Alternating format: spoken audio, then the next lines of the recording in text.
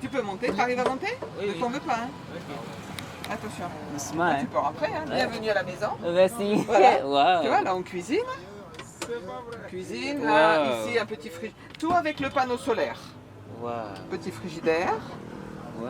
tu vois? Tout est petit, hein? Et la lumière, tout est en panneau solaire. Ah, wesh. Pour l'eau, on s'arrête dans les villages, on demande aux villageois. Oui, oui. Et puis voilà, avec les jeunes, tu vois, les placards, tout est petit, hein? Oui, oui. Les vêtements, on a juste 3 shorts, une jupe, un truc, tu vois, on a... Wow. Il n'y a pas Super. besoin de grand chose pour vivre, hein? Un camping-car français au siège du groupe de presse d'Abarou. C'est le moyen roulant de ce couple français qui a décidé de visiter les locaux de l'entreprise de presse et de communication Boxarl.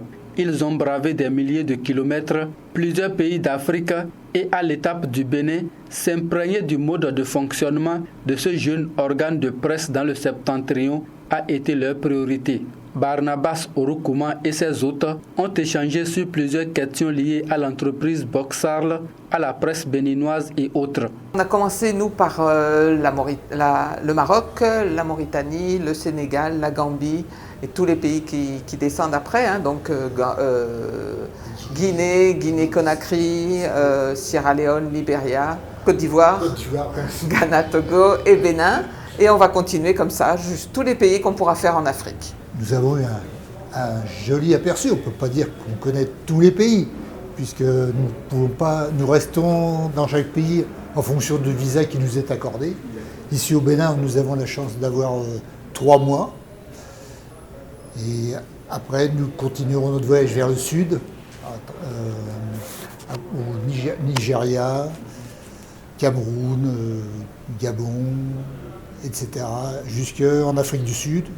Après avoir visité une douzaine de pays en 16 mois, le couple voyageur se dit satisfait. Ce qui nous a marqué et surtout ce qu'on apprécie le plus, c'est la gentillesse, l'accueil, la simplicité des gens, le sourire des gens, des valeurs que nous, on a peut-être perdues en Europe et qu'on sent que les gens les ont ici. Nous aimons bien aller dans les villages, rencontrer la vie traditionnelle, voir de quelle façon les femmes vivent, les hommes aussi. Mais on se rend compte surtout en Afrique que c'est la femme qui travaille. De l'aube au soir, les travaux des champs, s'occuper des enfants. Là, c'est vraiment... nous sommes vraiment étonnés de voir ça. Quel que soit, disons, le pays que nous avons visité, du Maroc jusqu'au Bénin. À l'issue des échanges avec Barnabas Orokouma, Patrick et Marie ont procédé à une visite guidée des locaux du groupe de presse d'Abarou, une première depuis le début de ce périple. Mais je vois que vous avez du matériel professionnel, que vous agissez en réel professionnel. Vous êtes de vrais journalistes, puisque vous faites vos reportages, vos journaux, comme je suppose ça se fait en France. Salle de rédaction, vous avez une chaîne de télévision, une édition de journaux, donc. À la question de la plus grande attente de ce tour d'Afrique entamé depuis 16 mois déjà, Patrick répond. Je suis un visiteur, un observateur, je constate, je ne juge pas.